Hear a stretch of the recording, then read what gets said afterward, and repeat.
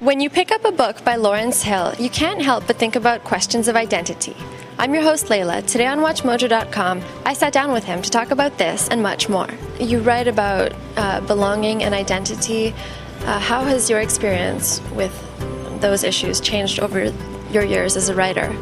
Well, I think that every person fundamentally wants to find out where he or she belongs in the planet, but I think it's also a changing target. I mean, the way you think at the age of 15 isn't necessarily the way you think at the age of 25, nor is it the way you necessarily think at the age of 45 or 50. I think that all people of all racial and cultural and linguistic backgrounds can identify with the quest to see who they are and to put themselves in the context of the world.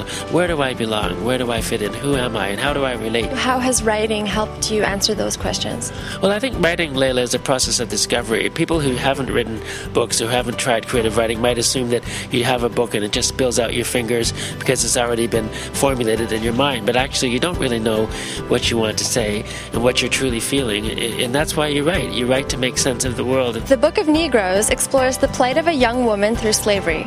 Hills tells us a bit about the impact of his parents' experience with this kind of danger. How did your upbringing and your parents' involvement in the human rights movement influence or help shape your voice as a writer? Well, my parents were pioneers in Canada's human rights movement. Black father, white mother, moved to Canada when they married, and it was a dangerous and really illegal thing to marry interracially in the early 1950s in the Deep South in the United States. They brought into our household a consciousness of racial equality, a consciousness of black history, and a consciousness of social justice issues, and that's really informed all of my writing. Initially a journalist, Hill discovered his niche as a best-selling author in nonfiction and fiction alike, finding truth in both.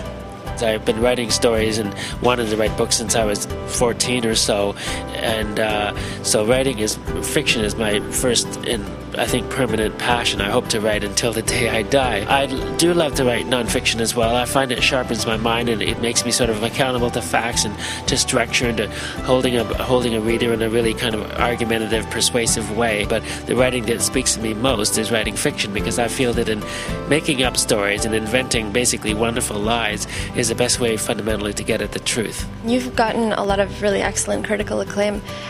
When did you realize that it wasn't just your passion, but that your writing could be of a lot of use to a large audience? I guess it was around my early 20s, finishing university, that I've realized that it might be possible if I really busted my backside to become a writer of fiction and make a go at it. But writing and expressing myself creatively is what I really have to do. It wasn't an intellectual decision. It was a call from the gut. I don't feel that I'm sort of well constituted. I don't feel that my days are unfolding as they should if I'm not writing. And writing makes me feel good.